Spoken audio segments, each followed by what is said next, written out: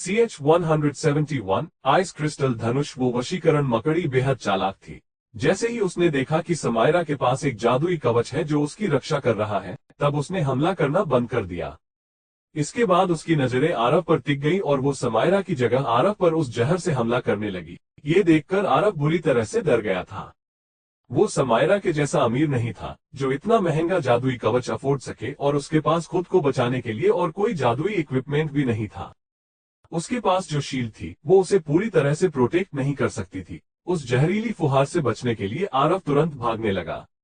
उसे याद था कि वो अब भी अपने मैजिक बूट पहने हुए था। वो उस जहरीली बारिश से भागने की कोशिश तो कर रहा था, पर उस जहर से अपने आप को बचा नहीं पा रहा था। जब आरव को एहसास हुआ कि वो उससे अब और नहीं भाग सकता, वो तुरंत एक परछाई बनकर अंधेरे में गायब हो गया।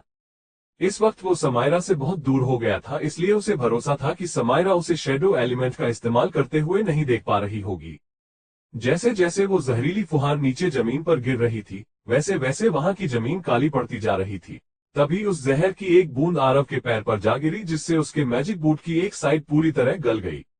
ऐसा लग रहा था मानो किसी ने उसके ऊपर बहुत स्ट्रांग एसिड डाल दिया हो। किस्मत से उसने तुरंत अपना वो मैजिक बूट उतारकर फेंक दिया, वरना उसके पैर में छेद भी हो सकता था। वैसे तो हीलिंग मैजिक से उसका जख्म भर जाता, लेकिन आरव इतना पागल नहीं था कि इतनी बड़ा रिस्क ले। आरव, जो अब एक पैर में बिना जूते के भाग रहा था, बेहद गुस्से में था। समायरा भी धीरे धीरे आगे बढ़ रही थी और अब वो आरव को दिखने लगी थी। तभी आरव ने समायरा की तरफ देखा और चिल्ला कर कहा, तुम अपनी बर्फ की जंजीरों से इसे रोक कर रखो, अब मैं इसे सबक सिखाता हूँ। अब समायरा के माथे से आधा निशान जा चुका था। आरव की बात सुनकर उसने तुरंत अपने स्टॉर्स जोड़ना शुरू कर दिए। तभी समायरा के पैरों के नीचे एक स्टार एटलस बन गई और चारों तरफ बर्फीला मौसम होने लगा। कुछ ही पलों में वहां कई सारी बर्फ की जंजीरें आ गईं। समायरा की इन जंजीरों को आने में ज्यादा देर नहीं लगी थी, वो तुरंत ही आ गई थी। जाओ, उसे रोको, समायरा ने अपने दोनों हाथों से इशारा किया और उन बर्फ की जंजीरों को काबू करने लगी। जैसे ही पहली निर्वाण आइस लॉक जंजीर उस वशीकरण मकड़ी के सामने पहुंची, उसने अपना एक पंजा उठाया और जंजीर पर हमला किया। उसके इस हमले से समायरा की आइस लॉक जंजीर के कई टुकड़े हो गए। फिर से जाओ। इस बार समायरा ने एक साथ कई सारी आइस लॉक जंजीर को अलग अलग डायरेक्शन से हमला करने के लिए कंट्रोल किया। जैसे ही कई सारी जंजीरें उसके पास पहुंची, वशीकरण मकड़ी तेजी से अपने पंजे जलाने लगी और देखते ही देखते समायरा की सारी जंजीरों के टुकड़े हो गए। बाहर निकलो, समायरा ने अपनी एक उंगली से इशारा किया और जमीन में से एक बर्फ की जंजीर बाहर निकल आई। ये तुरंत उस वशीकरण मकड़ी के पीछे वाले पंजों में लिपट गई ताकि वो मकड़ी इस बार उन्हें काट न पाए। वाह, बहुत अच्छे, आरव ने कहा। जो स्टार एटलस आरव बना रहा था, उससे उसके पैरों के नीचे एक ग्लो आ गया था। ये एक डार्क पर्पल स्टार एटलस था जिसे सारे एलिमेंट्स में से सबसे खतरनाक माना जाता था। इंद्र वज्र थंडरबोल्ट, जाओ, झटका दो। आरव ने इस बार अपनी यक्ष स्पेल का इस्तेमाल नहीं किया क्योंकि वो एक से ज्यादा दुश्मनों पर बेहतर असर करती थी।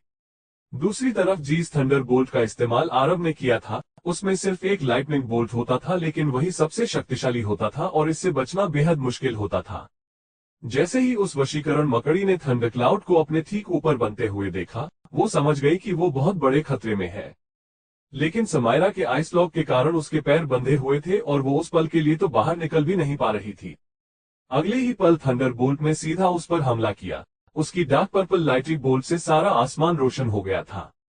कड़ाक, देखते ही देखते पूरी शक्ति के साथ एक बहुत बड़ी फोर्स ने सीधा उस वशीकरण मकड़ी पर हमला कर दिया, जिसमें सिर्फ थंडरबर्ड की एनर्जी नहीं थी बल्कि इंद्र वज्र की शक्ति भी थी। जैसे ही ये उस वशीकरण मकड़ी के ऊपर गिरी, उसके दिमाग का बहुत बड़ा हिस्सा टूटकर बिखर गया। उसे बहुत जोर का झटका लगा था। उसके दिमाग से खून बह रहा था। अगले ही पल उसका भारी भरकम शरीर जमीन पर गिर गया। वशीकरण मकड़ी जोर से चीखी। थंडरबोल्ट के हमले से उसे बहुत चोट लगी थी और बहुत दर्द हो रहा था। इसके अलावा अपने दिमाग में हुए छेद को भरने के लिए उसे बहुत सारे बीस्ट को खाना पड़ता। उसकी बदसूरत आंखें आरव को बुरी तरह से घूर रही थी। वो वशीकरण मकड़ी एक बार फिर अपने पैरों पर खड़ी हुई और पूरी शक्ति लगाकर उसने समायरा की आइस लॉक जंजीरों को तोड़ दिया। ओह शिट, ये अब भी खड़ी हो सकती है। ये देखकर आरव की सिट्टी पट्टी गुल हो गई थी। उसे अब कुछ भी समझ में नहीं आ रहा था।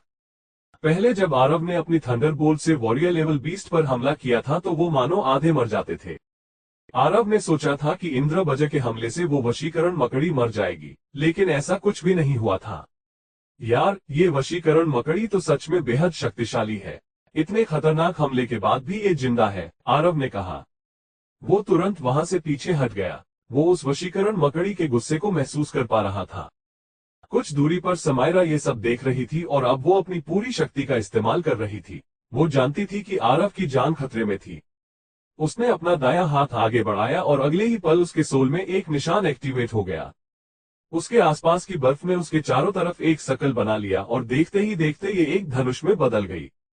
ये आइस क्रिस्टल धनुष इतना बड़ा था कि जमीन तक पहुंच रहा था। आइस क्रिस्टल से बने होने के कारण ये देखने में भी काफी खूबसूरत था, लेकिन इसका ऑरा बेहद खतरनाक था। समायरा ने जैसे ही इसे पकड़ा, उसके आसपास मौजूद बर्फ के छोटे छोटे टुकड़े तीरों में बदलने लगे। ये तीर जाकर अपने आप उस आइस क्रिस्टल धनुष में जाकर फिट हो गए। जब समायरा ने अपना तीर छोड़ा, उसके काले घने बाल उसके चेहरे पर आ गए। इस वक्त समायरा बेहद खूबसूरत लग रही थी और आरव बहुत ध्यान से समायरा को देख रहा था। वो समायरा की खूबसूरती में एकदम से खो गया था, पर उसे समायरा पर पूरा भरोसा था। समायरा का तीर सीधा उस वशीकरण मकड़ी की तरफ बढ़ रहा था। उसका ऑरा इतना खतरनाक था कि जहां से भी वो निकल रहा था, वहां बर्फ जमती जा रही थी। आखिर में उस तीर की नोक वशीकरण मकड़ी को जाकर लगी। तब आरव ने सोचा कि वो तीर मकड़ी के अंदर जाएगा, लेकिन ऐसा नहीं हुआ। समायरा का तीर जैसे ही उस वशीकरण मकड़ी को लगा, उसके पूरे शरीर पर बर्फ जमने लगी। तेजी से उसका पूरा शरीर बर्फ से जमता जा रहा था। उसने इस हमले से बचने के लिए अपना एक पैर उठा लिया, लेकिन इससे पहले कि वो कुछ कर पाती, बर्फ ने उसे पूरी तरह से जमा दिया था। उसका घायल दिमाग और हवा में उठा हुआ पंजा एक पल में सब कुछ जम गया था। वो बर्फ का तीर इतने अचानक से वहां आया था कि आरव भी उसे देखकर हैरान था। वो वॉरियर क्लास वशीकरण मकड़ी एक पल में ही बर्फ की मूर्ति में बदल गई थी। उसका खतरनाक ऑरा जो बता रहा था कि वो एक वॉरियर क्लास बीस्ट थी, अब भी उसके चारों तरफ मौजूद था, लेकिन अब वो कुछ भी नहीं कर सकती थी। एक पल में उसकी जान चली गई थी। आसपास जो कुछ भी मौजूद था, उस पर बर्फ की मोटी परत जम गई थी। तालाब एक झटके में आईने जैसा लगने लगा था। घास पर भी बर्फ जम गई थी, यहाँ तक कि वहां मौजूद पत्थर भी आइस क्यूब्स में बदल गए थे। उस पूरी जगह में आइसी ओरा फैल गया था। ये सब देखकर आरव की आंखें फटी की फटी रह गई थी। उसे उस तीर की शक्ति पर विश्वास ही नहीं हो रहा था। आरव ने पहले भी कई डेथ स्टाइल इक्विपमेंट देखे थे, लेकिन ज्यादातर एक तलवार या फिर किसी नुकीली चीज के रूप में होते थे और एक्टिवेट होते ही वो मैजिशियन को इतनी खतरनाक शक्ति देते थे जिसकी शक्ति एक इंटरमीडिएट स्पेल से भी ज्यादा होती थी। आरव ने कुछ डेथ स्ट्राइक टूल्स नीलामी के दौरान देखे थे जो उसे अच्छे भी लगे थे और उनकी कीमत लगभग 20 करोड़ थी, और जो एकदम अलग और खास थे वो तो 50 करोड़ से कम के थे ही नहीं। आरव के पास पहले से ही कई अटैक स्पेल्स थे, इसलिए उसने कभी डेथ स्ट्राइक मैजिक इक्विपमेंट पर ज्यादा ध्यान ही नहीं दिया था। लेकिन आज वो उस बेशकीमती आइस क्रिस्टल बो की शक्ति देखकर चौंक गया था। वो धनुष छोटे छोटे आइस क्रिस्टल्स का बना हुआ था जो डायमंड की तरह लग रहे थे, और जैसे ही धनुष से तीर छूटा था, वहां आसपास सब कुछ बर्फ में जम गया था। उस वशीकरण मकड़ी को तो रिएक्ट करने का भी मौका नहीं मिला था। उस इक्विपमेंट की शक्ति बहुत ज्यादा थी, लेकिन परेशानी तो ये थी कि समायरा सिर्फ एक इंटरमीडिएट मैजिशियन थी और आरव को समझ में नहीं आ रहा था कि उसके पास इतना खतरनाक इक्विपमेंट क्यों था। अगर वो इसका इस्तेमाल आर्केन यूनिवर्सिटी और अपनी यूनिवर्सिटी के मैजिक बैटल में करती तो इसके एक वार से ही दुश्मन टीम हार जाती, और इसकी बर्फ तो समायरा की निर्वाणा बर्फ से भी ऊंचे लेवल की थी, क्योंकि उसने आसपास सब कुछ बर्फ में बदल दिया था। इससे साफ समझ में आ रहा था कि ये बर्फ स्पिरिट ग्रेट को भी पार कर चुकी थी। आरव को अंदाजा ही नहीं था कि समायरा के पास निर्वाणा के अलावा एक और उससे भी शक्तिशाली आइस सीड होगी। आरव को इसमें कुछ तो गड़बड़ लग रही थी। अगर समायरा के पास एक और आइस सीड था, वो भी इतनी शक्तिशाली, तो वो उसे सबसे छिपाती क्यों? और अगर वो अभी उस वशीकरण मकड़ी को नहीं मारती तो न जाने आरव का क्या होता और बाकी टीम का भी क्या होता, जो पागलों की तरह लड़ रहे थे। वहां ठंडी हवा चल रही थी जिसमें समायरा के बाल उड़ रहे थे। इतनी ठंड में भी उसके चेहरे पर पसीने की कुछ बूंदें चमक रही थी। ऐसा लग रहा था मानो उसने कोई बहुत थका देने वाला काम किया था। वो खुद भी बुरी तरह से हौंफ रही थी और उसके माथे पर बना निशान पूरी तरह गायब हो गया था। कुछ देर पहले वाली शक्तिशाली समायरा अब कमजोर समायरा में बदल गई थी। ऐसा लग रहा था कि उस हमले में उसकी पूरी शक्ति खत्म हो गई थी। जैसे ही आरव ने देखा कि समायरा का सिर घूम रहा है और वो बेहोश होकर गिरने वाली है, वो तुरंत उसके पास पहुंच गया और उसे पकड़ लिया। मैं अभी भी उसे पूरी तरह से कंट्रोल नहीं कर सकती, समायरा खुद में बुदबुदा रही थी। इतना ताकतवर इक्विपमेंट तुम्हारे पास कैसे, समायरा? आरव ने पूछा। आइस क्रिस्टल धनुष कोई ऐसा वैसा इक्विपमेंट नहीं था जो एक इंटरमीडिएट मैजिशियन यूज कर सके। आमतौर पर अगर कोई मैजिशियन इस लेवल के इक्विपमेंट का सोल प्रिंट बनाने की कोशिश करता है तो उसके सोल को बहुत दर्द सहना पड़ता है, क्योंकि उस इक्विपमेंट की शक्ति बहुत ज्यादा होती थी। समायरा का मैजिक कल्टीवेशन अभी उस इक्विपमेंट को इस्तेमाल करने लायक नहीं था। आरव को उसके सोल की फिक्र हो रही थी। मैजिशियंस दिन रात इसलिए मेडिटेशन करते थे ताकि अपने सोल को स्ट्रांग बना सके। अलग अलग मैजिक कल्टीवेशन के लेवल के हिसाब से अलग अलग इक्विपमेंट्स भी आते थे, इसलिए एक इंटरमीडिएट मैजिशियन भी इस लेवल के डेथ स्ट्राइक इक्विपमेंट का इस्तेमाल नहीं कर सकता था, क्योंकि उसमें एडवांस्ड मैजिक जितनी शक्ति होती थी, जिसे झेल पाना एक इंटरमीडिएट मैजिशियन की बस की बात नहीं थी। समायरा के आइस क्रिस्टल धनुष की शक्ति एडवांस्ड मैजिक जितनी तो नहीं थी, लेकिन उससे बहुत कम भी नहीं थी। उसका सोल प्रिंट बनाने में उसे बहुत दर्द झेलना पड़ा होगा। मुझे अभी बस थोड़े आराम की जरूरत है। समायरा अब जमीन पर बैठ गई थी और उसे देखकर ऐसा लग रहा था कि वो अब कभी भी बेहोश हो सकती थी। आरव उसके ठीक बगल में था और समायरा को देखकर उसके दिमाग में कई सारे सवाल घूम रहे थे। उसका आइस क्रिस्टल धनुष बाकी डेथ स्ट्राइक इक्विपमेंट से अलग था जिन्हें आरव ने देखा था, लेकिन कम नॉलेज होने के कारण वो उनमें अंतर नहीं बता पा रहा था। उसे अंदर ही अंदर ऐसा महसूस हो रहा था कि ये आइस क्रिस्टल धनुष शायद समायरा के बदल जाने की एक बड़ी वजह था। इसके अलावा उसकी आइस सीड कोई आम स्पिरिट ग्रेट सोल सीड नहीं थी। अगर एक इक्विपमेंट का एलिमेंट और मैजिशियन का एलिमेंट सेम होता था तो उस इक्विपमेंट की शक्ति और ज्यादा बढ़ जाती थी। समायरा ने जो हमला अपने आइस क्रिस्टल धनुष से किया था वो उसकी निर्वाणा आइस से भी ज्यादा शक्तिशाली था। एक खतरनाक वॉरियर क्लास वाली वशीकरण मकड़ी भी उसके हमले से एक पल में ही मर गई थी। ये जरूर समायरा का हुक्म का इक्का था। उसने इसका इस्तेमाल आखिर में किया था क्योंकि उसके पास और कोई चारा नहीं बचा था। ये तो उसकी हालत को देखकर साफ समझ में आ रहा था। आरव को ऐसा लग रहा था कि समायरा के अपने कई सीक्रेट्स थे जिन्हें वो सालों से अंदर दबा कर रखे हुए थी। समायरा को आराम करते हुए काफी देर हो गई थी, लेकिन आरव ने उसे नहीं उठाया क्योंकि वो अब भी अच्छे से खड़ी नहीं हो पा रही थी। कुछ देर बाद जब उसकी आंखें खुली तो उसने आरव की तरफ देखा, जो कहीं दूर अंधेरे में देख रहा था।